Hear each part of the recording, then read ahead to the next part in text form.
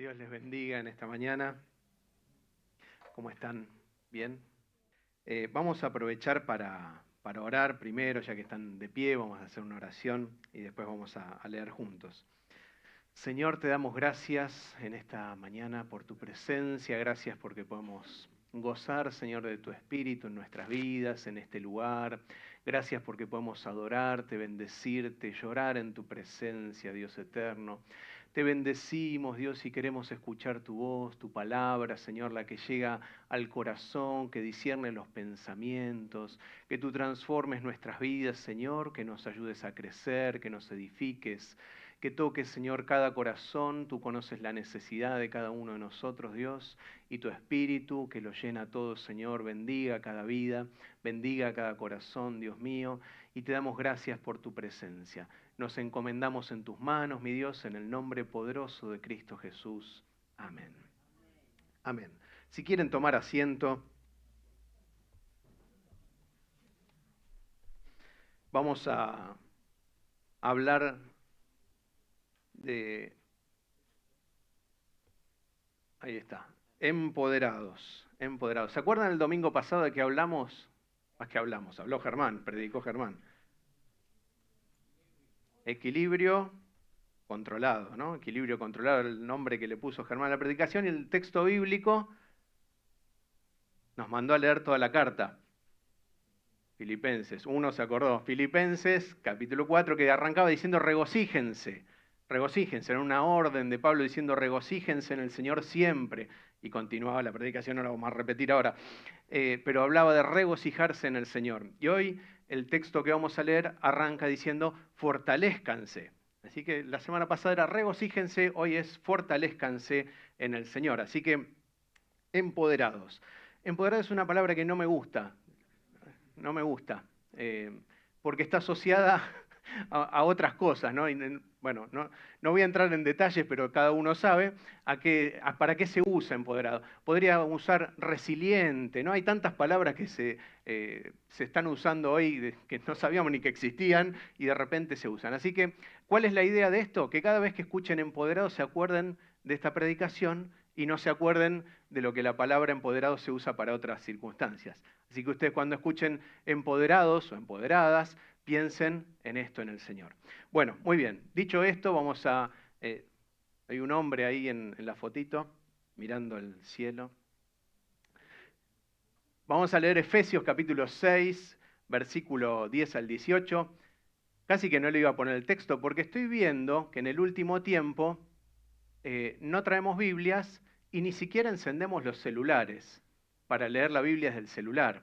Es decir, el día que no viene Demi, que nos pone el texto bíblico acá cuando está en la lectura, hay muchos que tal vez no sepan ni escuchan. Escuchan como en la antigüedad, que pasa alguien a leer el rollo y escuchamos, porque no hay copias. Bueno, estamos en la era digital, ya la imprenta existe también. ¿Hay un aprendiz? Muy bien, una ayuda, una ayuda, un reemplazo. Muy bien. Pero a mí me gustaría que cada uno pudiera agarrar su Biblia, pudiera agarrar su teléfono, pudiera practicar de tener ese contacto con la Biblia, pero igual hoy vamos a leerlo de acá, que ya está escrito. Así que, dice así el texto bíblico, es bastante conocido, que dice, por último, fortalezcanse con el gran poder del Señor.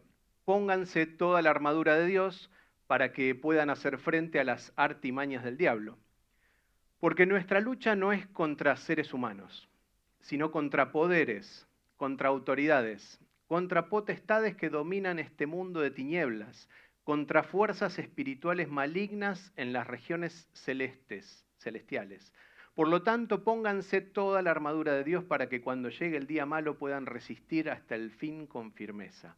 Manténganse firmes, ceñidos con el cinturón de la verdad, protegidos con la coraza de justicia y calzados con la disposición de proclamar el Evangelio de la paz. Además de todo esto, tomen el escudo de la fe, con el cual pueden apagar todas las flechas encendidas del maligno.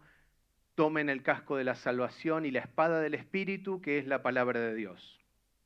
Oren en el Espíritu en todo momento, con peticiones y ruegos. Manténganse alertas y perseveren en oración por todos los creyentes. Amén. Ese texto casi está terminando la carta Pablo a la iglesia que está en Éfeso, una iglesia que estaba separada de Jerusalén a unos cuantos kilómetros. Se ubican más o menos, no sé por qué hago acá, pero como que Jerusalén estuviera por acá. Más o menos conocemos, ¿no?, la ubicación de Jerusalén o de Israel.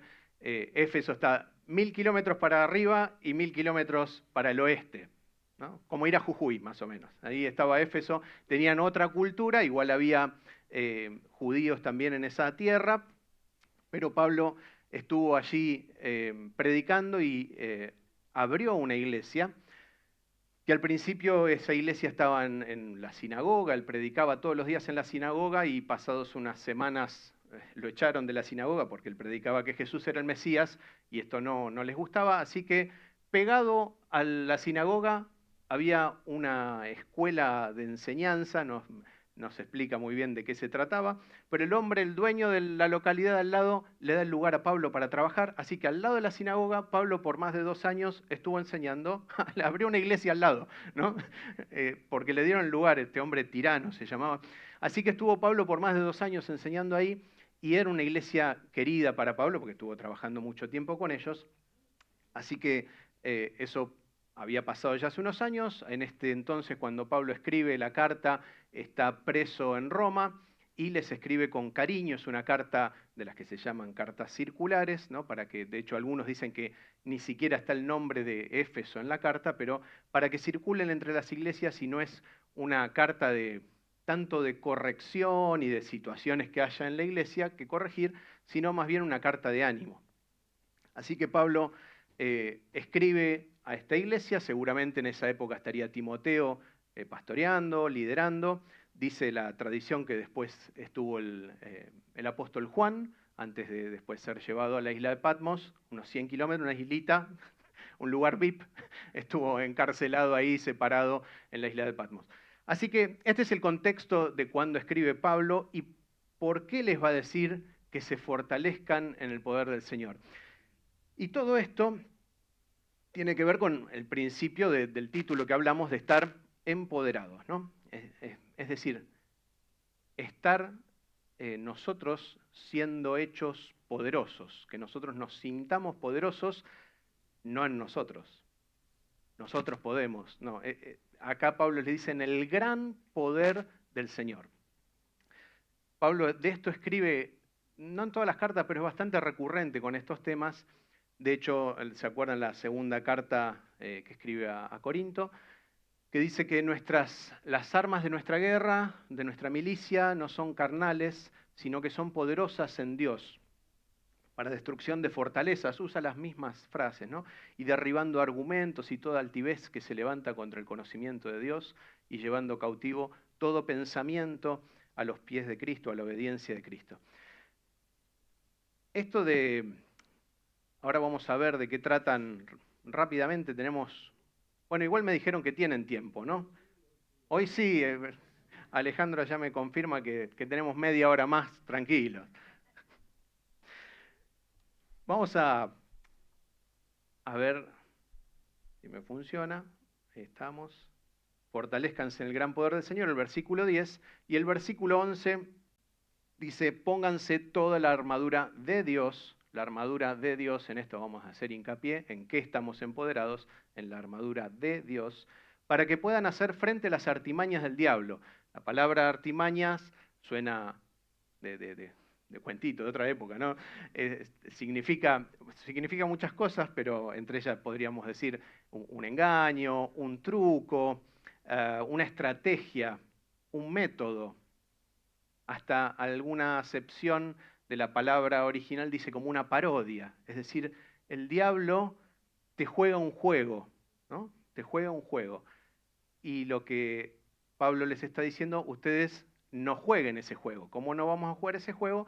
Poniéndonos la armadura de Dios. Y cuando dice ponerse, otras versiones, otras traducciones dicen vestirse, esto tiene que ver como con hundirse, meterse adentro, ponértelo bien puesto, bien pegado, y ahora vamos a ver esa parte también.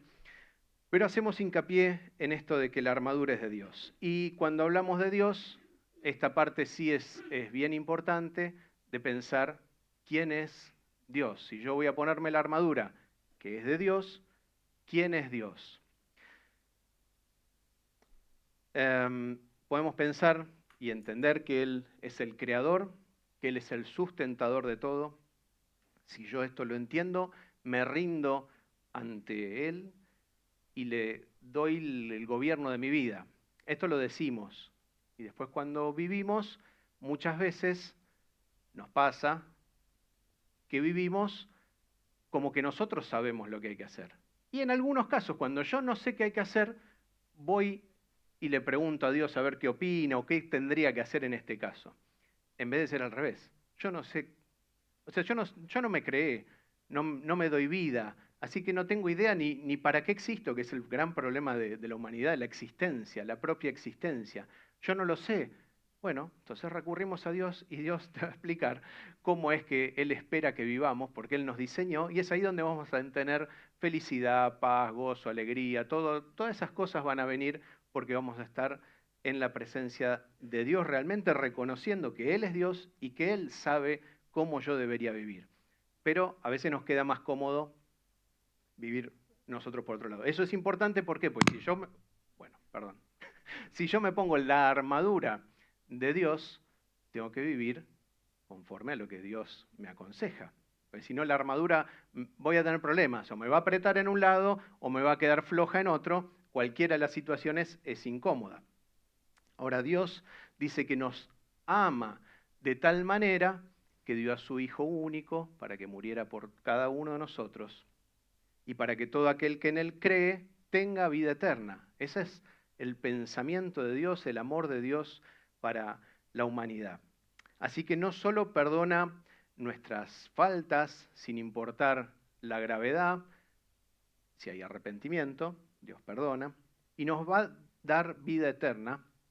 Hablábamos recién de Mirta, que ya está gozando en la presencia de Dios.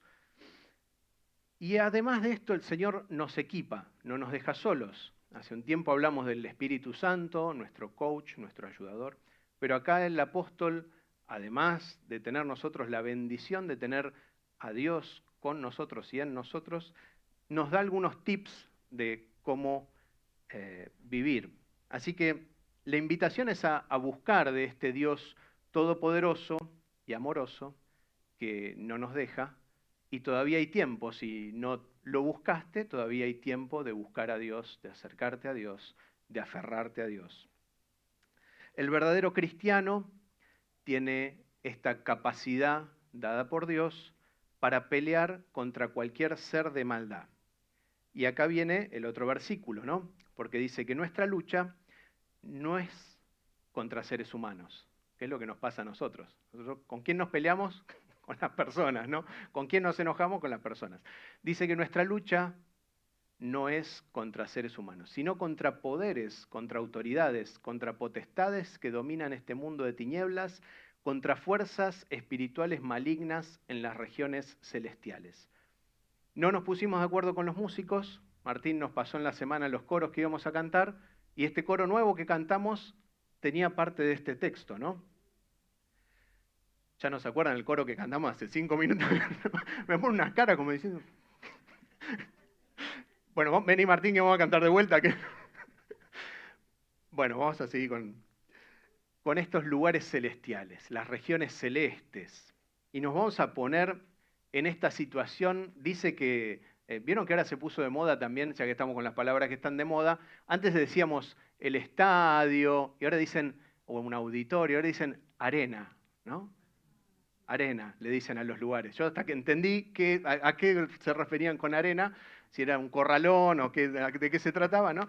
Los lugares celestiales son nuestra arena, nuestro lugar de desarrollo, nuestro lugar de batalla. Nuestros enemigos están en esa arena, acabamos de leer. Nuestros enemigos están en esa arena. ¿Dónde estamos nosotros? ¿Estamos pensando en pelear con los seres humanos o vamos a ir a la arena del mundo espiritual? Hay un miedito para ir a la arena del mundo espiritual, pero Pablo dice que nuestra lucha no es contra sangre y carne, nuestra contra seres humanos, sino que está en estos lugares celestes, los lugares celestiales. Y con estas imágenes, el apóstol lo escribe bastante lindo en toda la carta, son 6 capítulos, la carta a los Efesios, y arranca diciendo en el primer capítulo, al principio, yo les voy a leer algunas cosas que Pablo habla de los lugares celestes. Primero dice que somos bendecidos. Dice 1.3, bendito sea Dios, Padre de nuestro Señor Jesucristo, que nos ha bendecido en las regiones celestiales con toda bendición espiritual en Cristo. Así que en las regiones celestiales nosotros estamos bendecidos. El cristiano está bendecido por nuestro Padre. 1:20-21 dice que donde ese lugar es donde está sentado Cristo. Es un lugar de honor y de autoridad. Obviamente no es un lugar humano ya. Dice el texto 1:20, ese poder es la fuerza grandiosa y eficaz que Dios ejerció en Cristo cuando lo resucitó de entre los muertos y lo sentó a su derecha en las regiones celestiales, muy por encima de todo gobierno y autoridad, poder y dominio, vuelve a usar las mismas palabras, y de cualquier otro nombre que se invoque, no solo en este mundo, sino en el venidero. Ahí está Cristo sentado con un poder absoluto, y nosotros estamos bendecidos por él. El 2:7 dice que no solo está Cristo ahí. Escuchá esta palabra que dice el Señor. Y en unión con Cristo Jesús, Dios nos resucitó y nos hizo sentar con Él en las regiones celestiales, para mostrar en los tiempos venideros la incomparable riqueza de su gracia que por su bondad derramó sobre nosotros en Cristo Jesús. Así que Efesios 2:6 dice que nosotros estamos en unión con Cristo en ese lugar celeste, en esas regiones celestiales, con un propósito, para mostrar en los tiempos venideros la incomparable riqueza de su gracia, que es parte de nuestra batalla. Así que el Señor nos tiene unidos a Él en estos lugares celestiales para pelear en esa arena.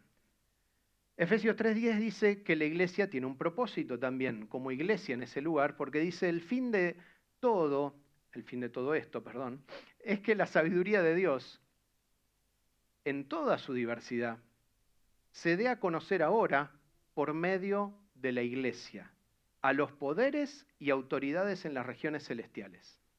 Es decir, la sabiduría de Dios, en toda su diversidad, se dé a conocer ahora por medio de la iglesia a los poderes y autoridades en las regiones celestiales.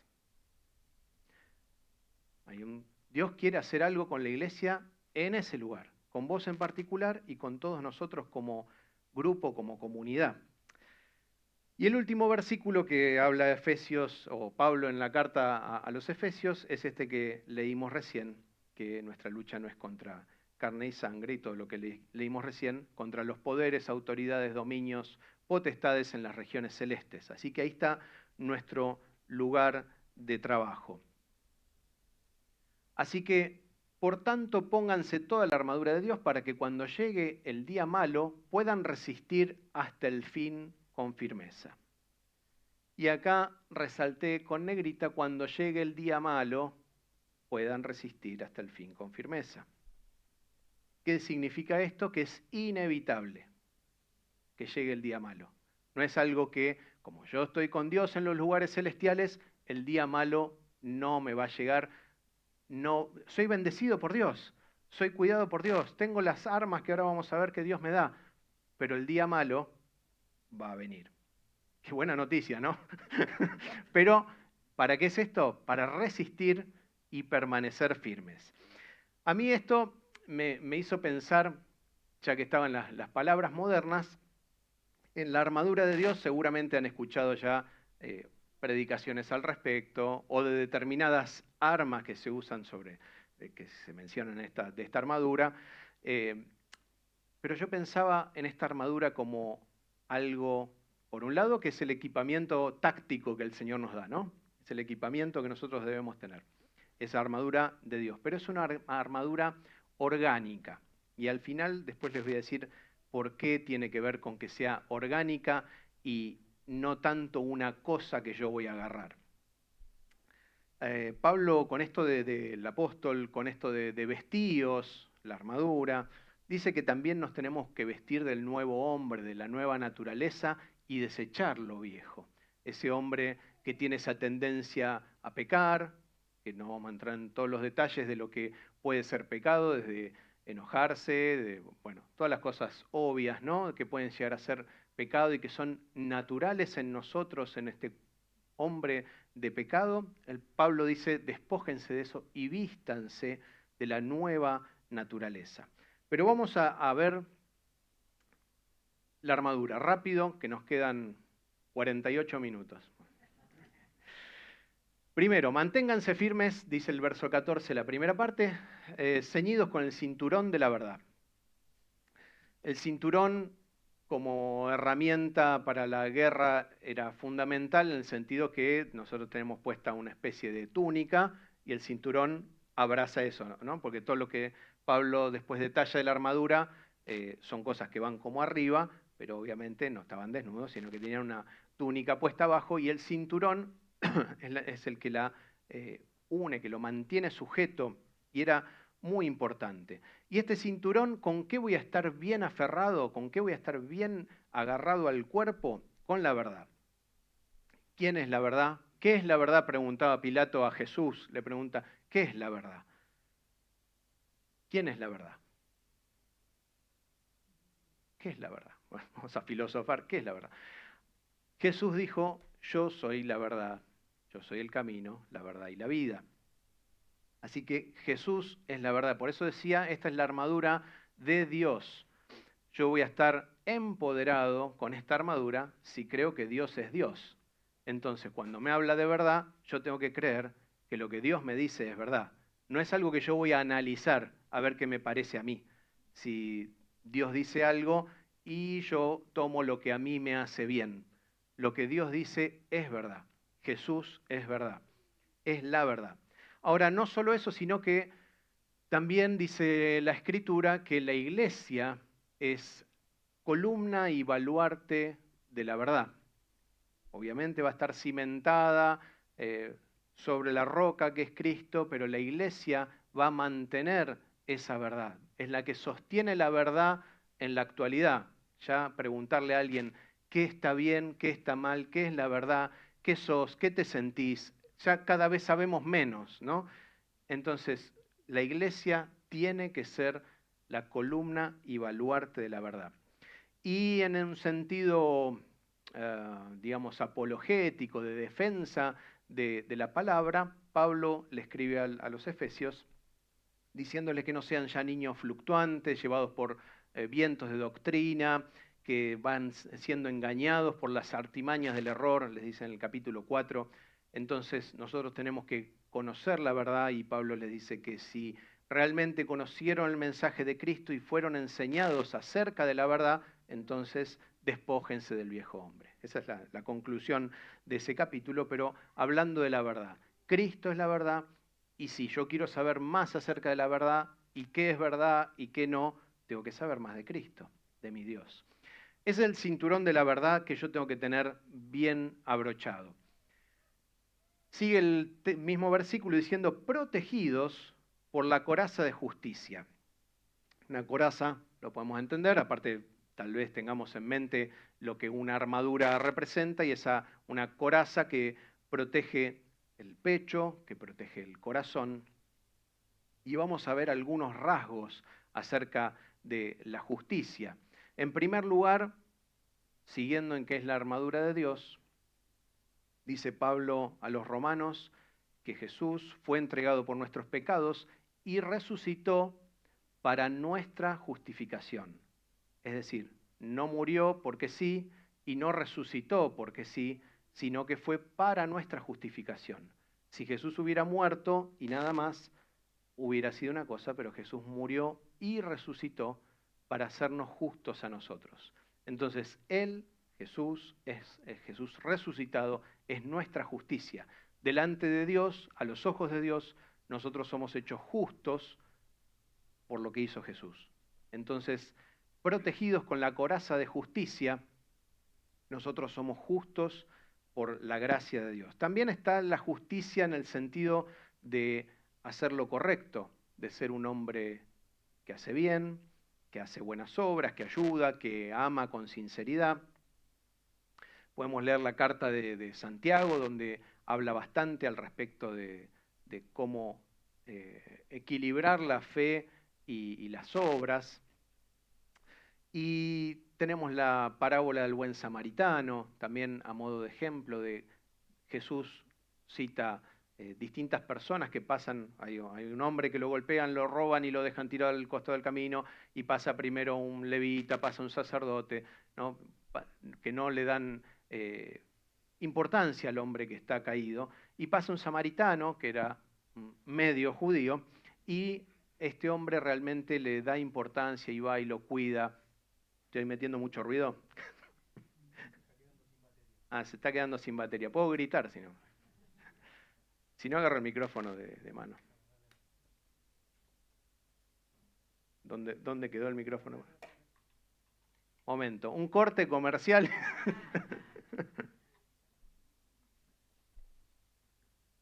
¿Cambiamos la pila esta? Ah, no. Bueno, igual por ahora sigue andando. Así que. Bueno, el buen samaritano se ocupa de este hombre, del que está caído, lo venda, lo ayuda y además lo lleva a un lugar para que pase la noche y lo cuiden.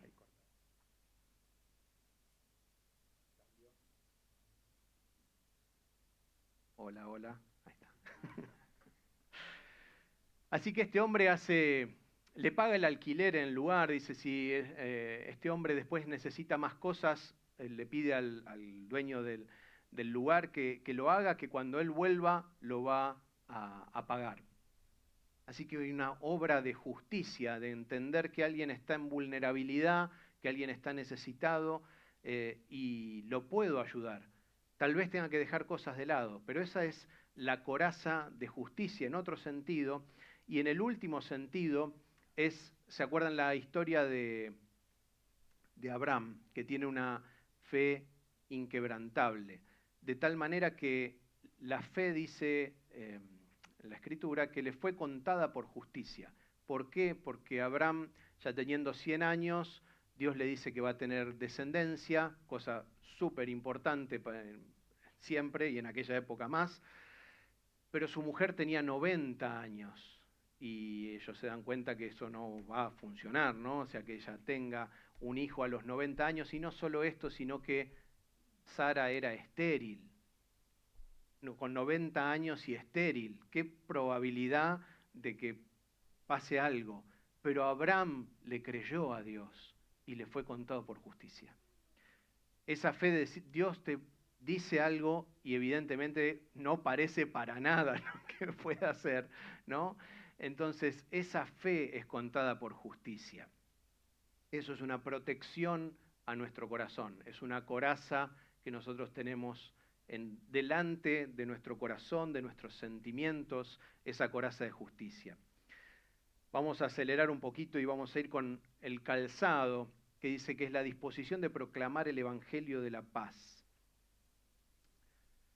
Calzado que vamos a tener puesto, es decir, no vamos a andar descalzos, y andar caminando en paz, ese Evangelio de la paz, que tiene que ver de la paz que Dios hace con el hombre caído, y nosotros ni siquiera como el pueblo elegido de Dios, los judíos en el Antiguo Testamento, sino que dice que de los dos pueblos hizo uno, y nosotros fuimos llamados a esa paz también con Dios.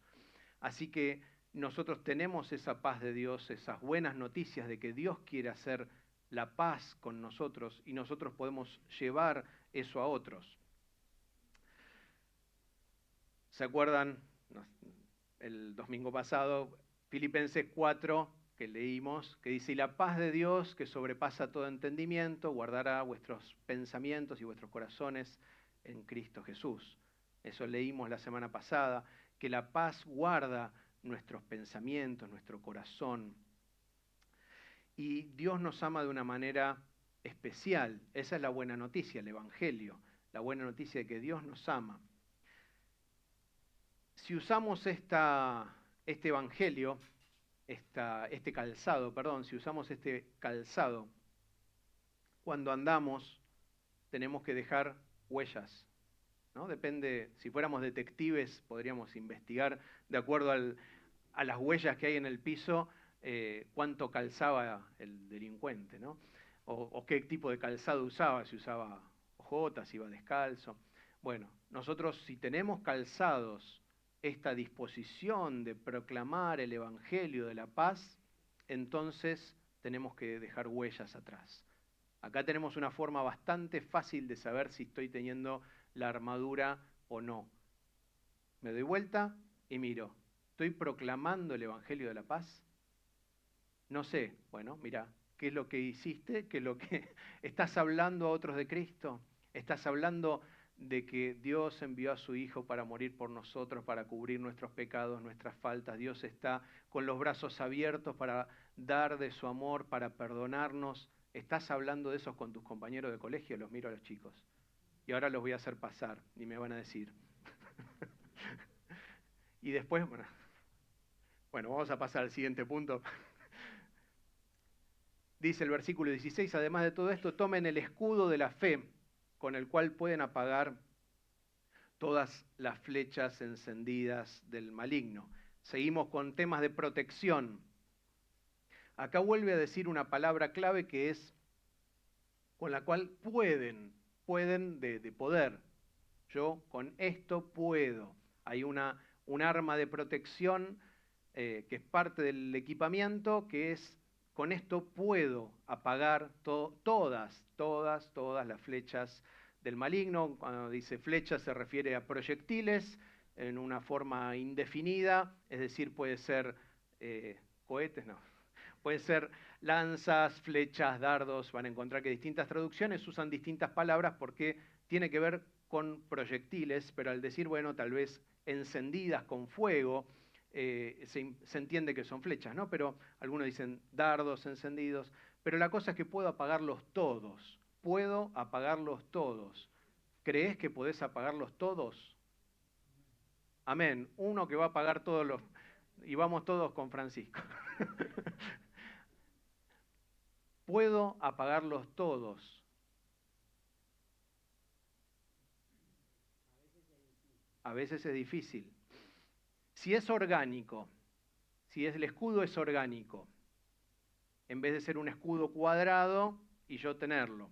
Entonces, a veces lo levanto y a veces no lo levanto, porque no tengo fe. Si es orgánico, si es parte mía.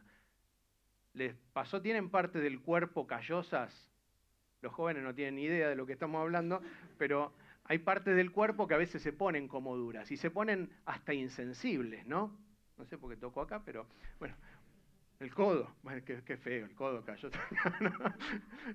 Parte del cuerpo que están callosas y se vuelven insensibles, que en este caso sería un escudo protector. A mí me podrían pinchar con una aguja porque no me duele, no pasa nada. Pueden venir las flechas, yo puedo parar todas las flechas encendidas porque tengo esa protección de la fe. Es una piel impenetrable.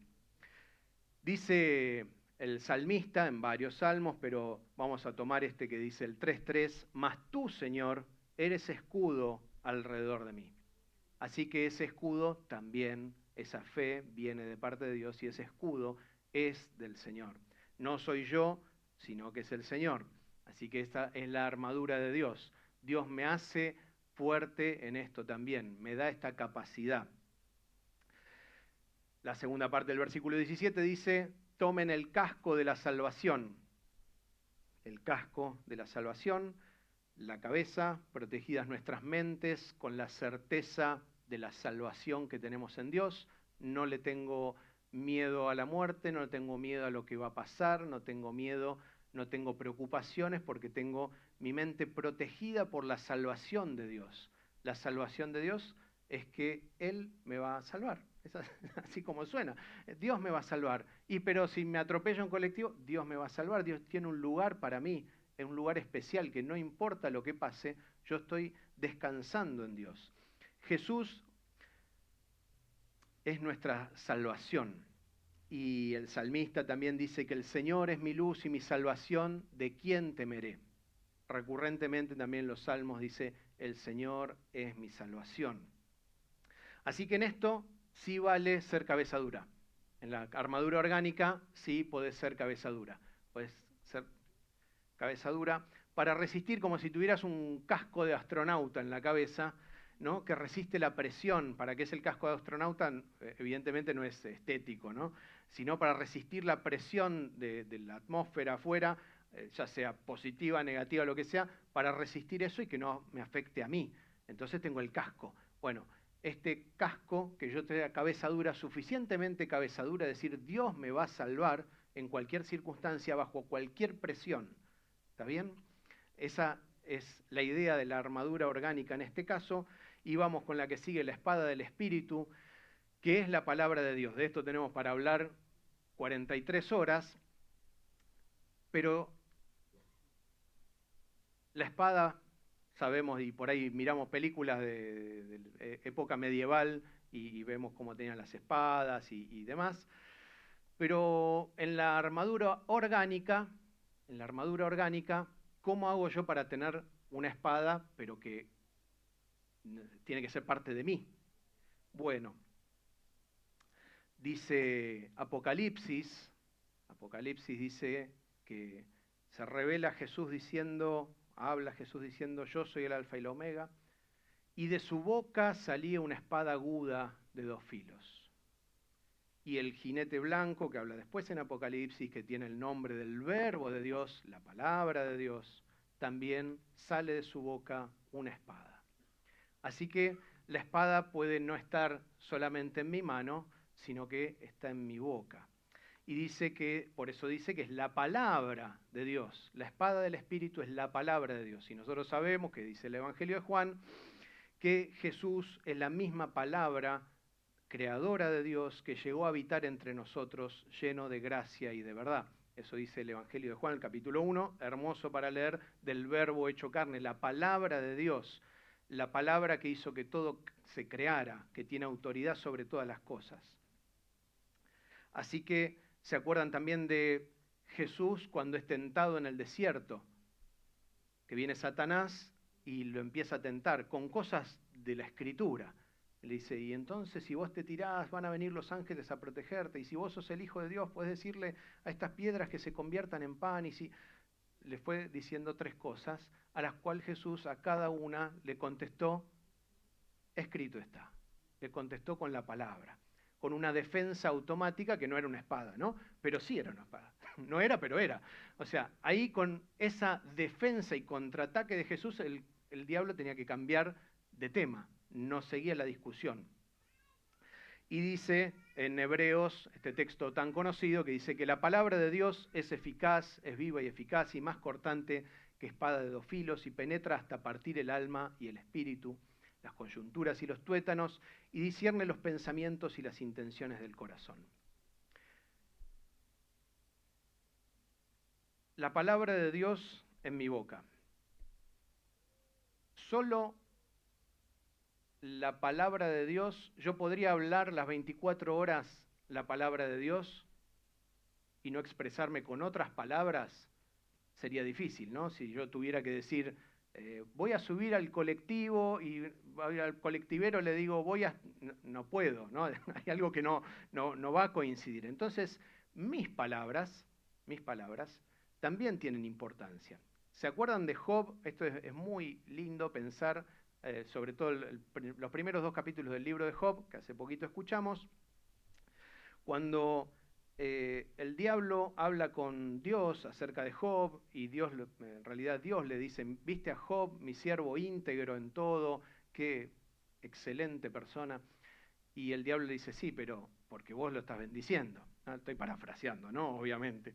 Vos lo estás bendiciendo y si vos le sacás todas esas cosas que tiene, vas a ver cómo te maldice en tu propia cara. O sea, que Job va a maldecir a Dios, va a hablar mal de Dios. Entonces Dios le permite a Satanás que le quite todas las cosas. Y ocurre que pierde todas las cosas que tenía, hasta la familia, los hijos. Esto es un problema, pero Job no maldice a Dios. Y después, en una siguiente conversación, el diablo le dice, bueno, pero él tiene salud y demás. Entonces Dios le dice, bueno, toca su salud, pero no lo mates. Es la única condición, no lo mates, porque se acaba el juego, ¿no? Se acabó. Entonces, el diablo va y le trae un montón de enfermedades y cosas que vienen a su vida feas. Y incluso la mujer le dice, maldice a Dios. Y Job le dice, estás hablando como una mujer necia, ¿no? Como una mujer que no entiende. Estás hablando. Y dice que en todo esto no pecó Job contra Dios con su boca. Si lo leen después, con sus labios, dice, no pecó Job con sus labios contra Dios. Él no habló mal de Dios. Y el hablar, como espada, tenemos que tener mucho cuidado con lo que nosotros hablamos. Para tener la armadura de Dios, cuando nosotros hablamos mal de nuestros hermanos, y esto es algo que es natural en nosotros, ¿no?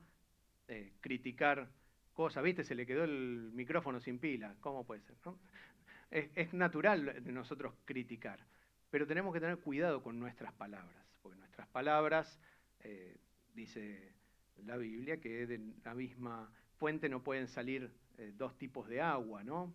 Entonces, nosotros tenemos que tener cuidado con cómo hablamos. Si usamos malas palabras, no deberíamos. Si hablamos mal de los hermanos, no deberíamos. ¿Y qué puedo hacer? Y bueno, puedo hablar bien. Esto no es fácil, ¿eh? No estoy hablando yo desde un lugar por encima de los lugares celestiales estoy yo. No. Estamos hablando de cómo sería tener esta armadura y que nosotros cuando hablemos bien y repreguntarnos qué espada estás teniendo, qué espada estás levantando, qué espada estás usando. La que viene es parte de la armadura de Dios, o estás usando una espada, la mía. Yo sé lo que tengo que decir, me tienen podrido todos y yo voy a decir lo que quiera decir y a este lo voy a insultar. Y al otro. Bueno, perfecto, haz lo que vos quieras, pero esa no es la armadura de Dios y no vas a estar firme cuando venga el día malo. No te olvides que el día malo va a venir. Bueno, vamos a meterle un poquito más. La armadura orgánica tiene nutrientes, como es orgánica. Lo vamos a pasar rapidito. El Señor Jesús dice, yo soy el pan de vida, es nuestro nutriente, y Él mismo en su ministerio dice, mi alimento consiste en hacer la voluntad de Dios, quien me envió, y en terminar su obra. Es el alimento del Señor. Jeremías, por ejemplo, profeta del Antiguo Testamento, dice que encontró las palabras de Dios y las comió, y eso le fue por fuerza, que entendió que pertenecía a Dios. También el salmista dice que dulce es a mi paladar tu palabra. Hay un montón de textos acerca de cómo la palabra de Dios y cómo el Señor, que es el pan de vida, pueden nutrirnos. ¿Dónde está nuestro nutriente para la armadura orgánica? Y la segunda es el entrenamiento, que es lo que decíamos antes, la armadura orgánica. No es como agarrar algo, simplemente, y hoy me voy a poner el calzado y el escudo lo agarro mañana y la espada la agarro otro día, sino que el entrenamiento es a diario. Y esta piel resistente, callosa o resistente al sol, ¿no? No es que yo salgo ahora y me pongo al sol de verano y no te va a ir bien, ¿no? Es cuestión de llevarlo, ¿no? Tomar un poquito de sol todos los días. ¿La vitamina cuál? D, gracias. La vitamina D, ¿no? Un poquito de sol cada día y entonces tu piel se va a ir haciendo un poquito más resistente al sol. Y así, si yo quisiera bajar mi panza, por ejemplo, no es cuestión de hacer 10 flexiones de brazos. Ni siquiera quisiera 100, que no las voy a hacer, ¿no? Porque no llego, no hay forma de que llegue. No puedo hacerlo todo atropellado tampoco, decir, bueno, ahora voy a hacer ayuno, oración, voy a hacer todo, me voy a entregar a Dios y va a ser difícil, es un entrenamiento. Esta armadura orgánica requiere de disciplina, así como los que entrenan para las Olimpiadas. Hoy creo que terminan, ¿no? Las Olimpiadas, los atletas entrenan todos los días, están entrenando cuando llueve, cuando hace frío, cuando hace calor, todos los días tienen que entrenar para estar en forma. Así que decir, bueno, voy a salir a andar en bicicleta bueno, mejor anda hoy un poquito, mañana otro poquito, pasado otro poquito. Bueno, con esto es igual, ¿no? Las disciplinas espirituales de oración hay que tenerlo como disciplina. El ayuno, la lectura de la Biblia, ejercitar los dones que Dios nos dio, la diversidad de dones que Dios dio a la iglesia, ejercitarlos, la ayuda al prójimo, es cuestión de ejercitarla. A veces no nos sale, a veces son cosas que hay que ejercitarlas, hay que forzar un poquito algunas situaciones. Decía Santiago, no el apóstol, sino Santiago, nuestro hermano Santiago, ¿cómo fue la frase? Me gustó. La oración, el tiempo de la oración no viene solo, ¿cómo era? El tiempo de la oración no viene, se toma. El tiempo de la oración no viene, se toma. Hay que buscarlo, ¿no? Hay que forzarlo un poquito, hay que practicarlo, no es que, justo ahora no tengo nada que hacer y me vinieron ganas de orar. Seguramente te van a venir ganas de orar cuando te duela algo, cuando tengas un problema, oren por mí, ¿no? Ahí, pero está bueno estar entrenados para el día malo. Bueno, nos faltó un versículo de los que vimos hasta el 17 y vamos a ver el 18 que dice, oren en el Espíritu, en todo momento, con peticiones y ruegos, manténganse alertas y perseveren en oración por todos los creyentes. Pablo acá nos hace pensar un poquito más allá. No solo nosotros estar preparados para el día malo, para estar firmes, todo lo que vimos hasta recién, sino que oremos en el Espíritu y que tengamos perseverancia en la oración por todos los creyentes.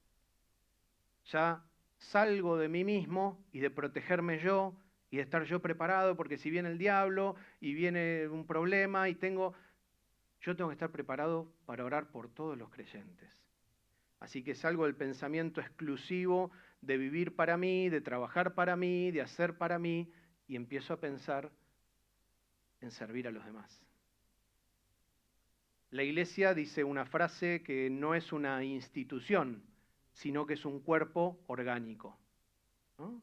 Es algo que tiene vida y de hecho Efesios 4, nuestro lema, ¿se acuerdan? Efesios 4, 5, 6, pero un poquito más adelante dice, en cambio hablaremos la verdad con amor y si crecemos en todo sentido hasta parecernos más y más a Cristo, quien es la cabeza de su cuerpo, que es la Iglesia.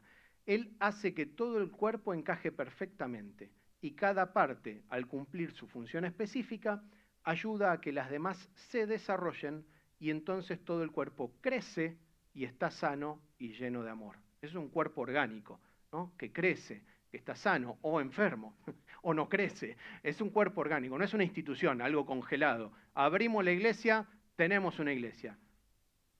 Podemos poner carteles con luces si quieren, pero eso no es una iglesia. La iglesia es esto, un cuerpo orgánico.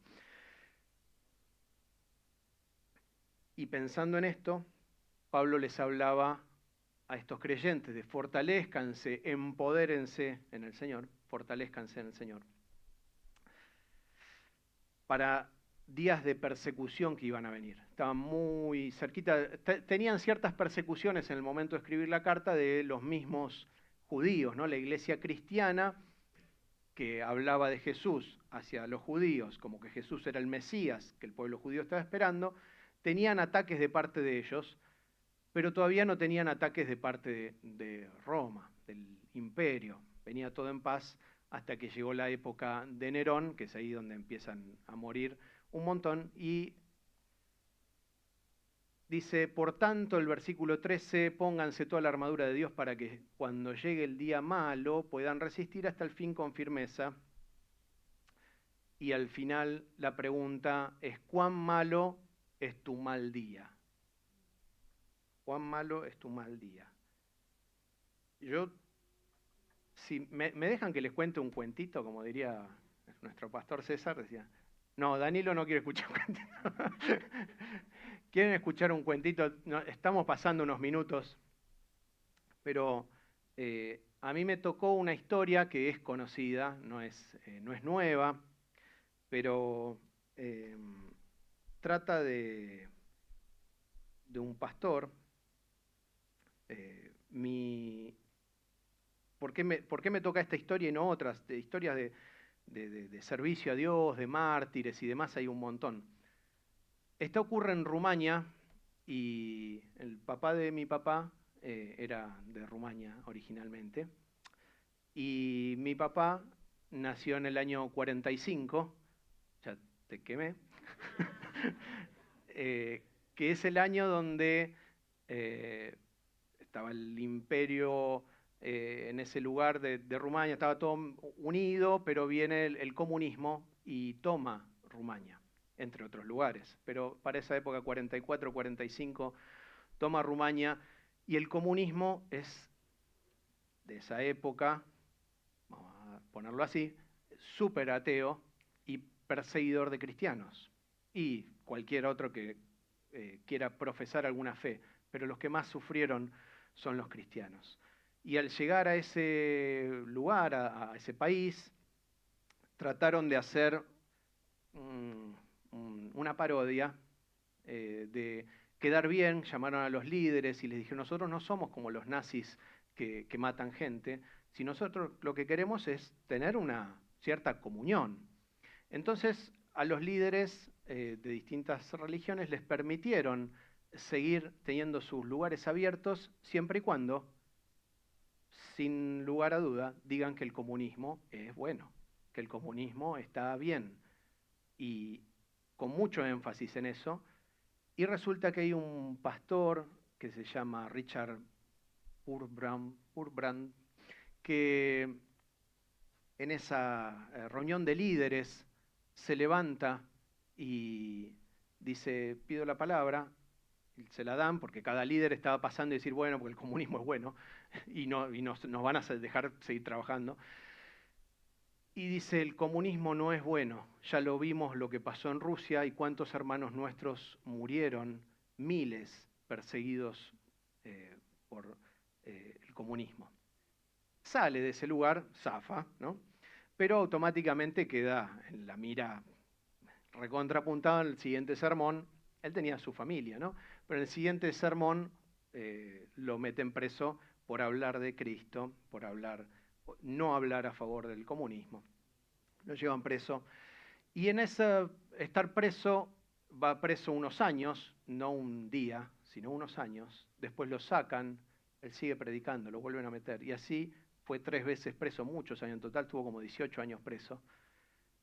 Cuando antes de levantarse a hablar, habla con la mujer, con la esposa, y la esposa le dice, no quiero un cobarde como marido, porque le dijo, imagínate si yo me levanto, no nos vamos a ver más. Y le dijo, no quiero un cobarde como marido. Así que la esposa estaba de acuerdo con él. Este hombre, a través de los años, después escribe o funda una comunidad que se llama La Voz de los Mártires, que es conocida hasta el día de hoy, y fue conocido como el apóstol Pablo de la Cortina de Hierro, porque él predicaba a los soldados, predicaba donde podía, él hablaba de Cristo.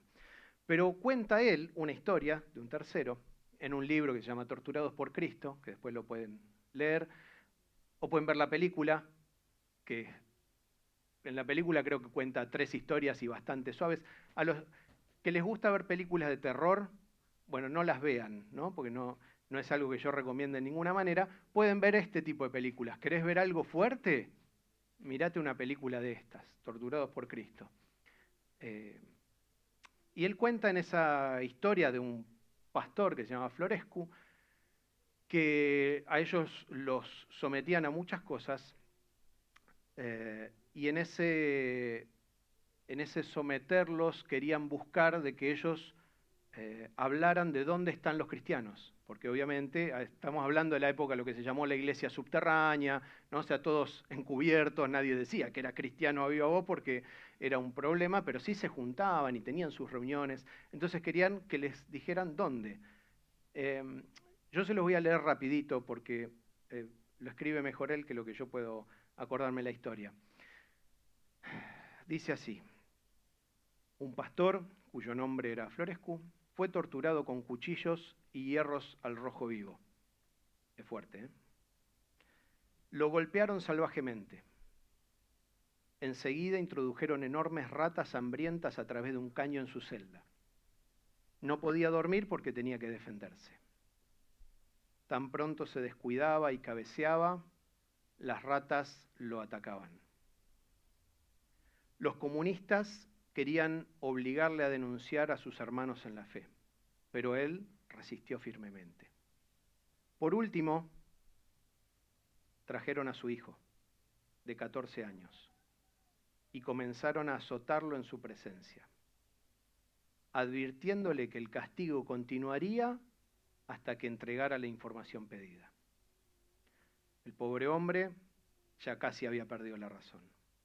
Resistió todo lo que pudo, pero al final, cuando no podía más, se dirigió a su hijo. Alejandro, debo decirles lo que quieren. No puedo soportar más que te sigan torturando. Su hijo le respondió, papá, no cometas conmigo la injusticia de tener por padre a un traidor. Sopórtalo. Si me matan, moriré gritando, Jesús y mi patria. Los comunistas, enfurecidos por tal respuesta, se lanzaron sobre el muchacho y lo mataron a golpes. Murió alabando a Dios mientras su sangre salpicaba las paredes de la celda. ¿Cuán malo es tu día malo?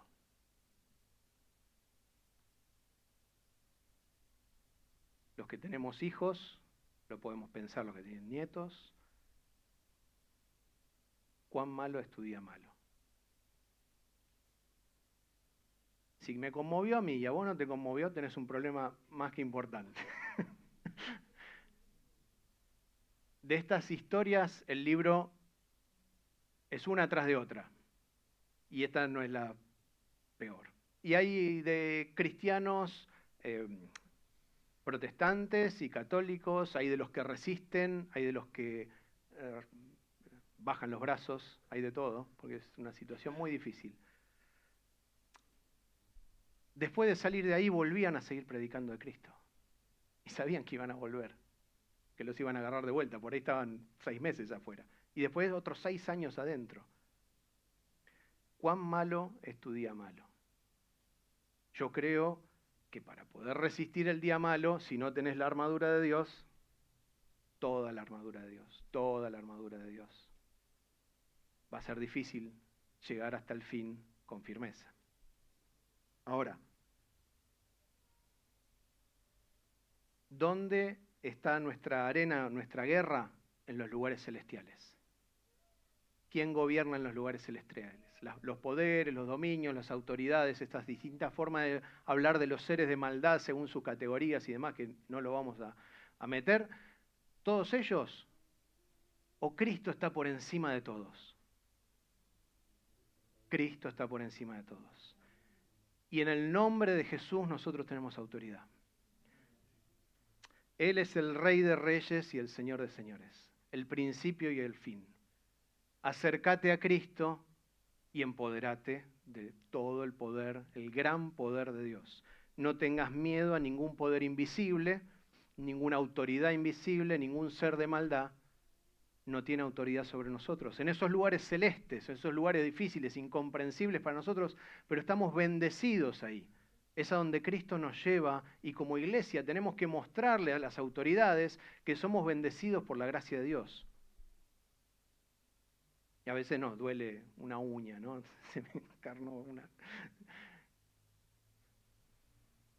Yo te invito a que podamos entregarnos a Cristo por completo. El camino de seguir a Cristo no es todo sufrimiento, no estamos en el comunismo, gracias a Dios nosotros tenemos una libertad hermosa en este lugar. Y gracias a Dios que hizo cosas que en el último tiempo en nuestro país se liberaran. Venía complicada la mano, ¿no? Y en el último tiempo tenemos un poquito de bonanza. Sigamos orando por esto y por todos los creyentes de todo el mundo. Amén. Que no pensemos solo en mí, este hermano que le estaban torturando al hijo, pero detrás había cientos de creyentes que tenía que defender y no podía verlo. Y el hijo con 14 años diciéndole, papá, soportalo, porque sabía que estaban defendiendo otro montón para que en definitiva van a venir al mismo lugar. Que nosotros podamos tener toda la armadura de Dios con la protección del casco de la salvación, con la coraza de justicia, el escudo de la fe, el calzado del evangelio, la palabra, la espada. Yo te invito a que te pongas de pie y podamos orar y creas que en el nombre de Jesús hay libertad, que en el nombre de Jesús hay autoridad para nosotros sobre cualquier potestad, dominio, fuerza del mal, como se llame, lo que pase en tu vida, en tu familia, en tu casa. En el nombre de Jesús hay poder. Amén. ¿Hay poder en el nombre de Jesús? Amén. ¿Hay poder en el nombre de Jesús? Nosotros tenemos que mostrarle a esas autoridades, así como Dios lo hizo con Job, que el Señor gobierna nuestras vidas. Él lo podría hacer él mismo, tiene la autoridad, pero lo quiere hacer a través nuestro. Así que estemos preparados para el día malo. Puede ser un poquito así de malo o puede ser muy malo. No lo sabemos. Así que disfrutá de todos los días buenos, ¿no? Empezá a disfrutar cada mañana que te levantás y decís, ay, dormí, me duele acá, pero ¿dormiste en un colchón? ¿Dormiste tapado? ¿No? Empecemos a pensar en todas las cosas con las que Dios nos bendice. Y con esto demos gloria a Dios. Amén. Vamos a orar para que el Señor nos bendiga y nos fortalezca. Padre, te bendecimos en esta mañana, te damos gracias por tu misericordia, te damos gracias por tu poder, te damos gracias porque nos acompañas, nos bendices en estos lugares celestes, donde hay una guerra espiritual que se está desatando contra nosotros, Señor. Las flechas encendidas vienen a nuestra vida, Dios. Están teledirigidas para nosotros. Ayúdanos, Dios, a tener la armadura tuya, la armadura que viene de parte tuya, Señor, tenerla en Cristo, que es salvación, que es vida, que es nuestra justicia delante de ti, mi Dios. Tu palabra, que nuestras bocas, Señor, hablen de ti, que cuando caminamos dejemos huellas que marquen el camino de un cristiano. Señor amado, que los demás puedan vernos y alabarte a ti en cuanto a nuestra fidelidad, en cuanto a nuestra firmeza en tu presencia. Te damos gracias, Dios, por la vida de cada uno de nosotros. Gracias por nuestras familias, gracias por las comodidades que nos das. Te bendecimos, Dios. Te pedimos que nos ayudes, que cambies nuestra mente, que podamos desechar al viejo hombre, ese que reniega, ese que habla mal, ese que piensa en lo negativo, y podamos vestirnos de este hombre victorioso en Cristo Jesús. Victorioso porque tú eres nuestra salvación, Señor. Tú eres nuestro escudo, nuestro protector, Dios mío. Te damos gracias por tu Espíritu Santo, Señor, que está en nuestra vida, que nos alienta, nos mantiene firmes. Te pido que bendigas cada familia, mi Dios, que bendigas cada hogar, que bendigas cada matrimonio, las relaciones de padres con hijos, las relaciones con los abuelos, las relaciones, Señor, con compañeros de trabajo, que podamos dar testimonio de ti, Dios. Transforma nuestras vidas, ayúdanos a ser mansos y humildes de corazón, como nos dijo Jesús. Padre mío, queremos bendecirte, y cuando venga el día malo, estar firmes. Cuando venga el día malo, no renegar, así como hizo Job, Señor, que no renegó, que no, sus labios no pecaron en tu presencia, maldiciendo la situación, sino, Señor, bendecirte en todo tiempo y decir que vamos a recibir solo lo bueno y lo malo no. Esa fue la postura de Job. Y te damos gracias, Señor, por tus ejemplos en la Biblia para nosotros. Gracias por las Escrituras que han traspasado siglos, Señor, queriendo ser destruidas, pero no pudo ser así, Señor. Ayúdanos a leer tu palabra, a ver el tesoro que tenemos, Señor, a encender nuestros celulares, a agarrar los libros y leer tu palabra, Señor. Que podamos tenerla en nuestra mente y en nuestro corazón, preparados para que si viene un día malo, como aquellos que tuvieron que vivir como mártires que leíamos recién y tenían que recordar la Biblia de memoria, los textos que cada uno se acordaba, para poder compartirlos y motivarse y fortalecerse unos a otros, Señor, nosotros podamos ser columna y baluarte de la verdad, que nosotros podamos ser alguien, Señor, en quien tú descansas, quien tú te apoyas, Señor, tu reino inconmovible, Dios mío, pueda ser cimentado a través nuestro, Señor, pueda ser llevado a quienes no te conocen a través de nuestras vidas. Gracias, Dios mío. Gracias por protegernos, por cuidarnos, porque descansamos en ti, Dios. Bendecí, Señor. Trae sanidad a los cuerpos. Trae, Señor, bendición a aquel que tiene problemas en su mente, que no puede descansar, Señor. Echa fuera todo espíritu malo en el nombre poderoso de Cristo Jesús.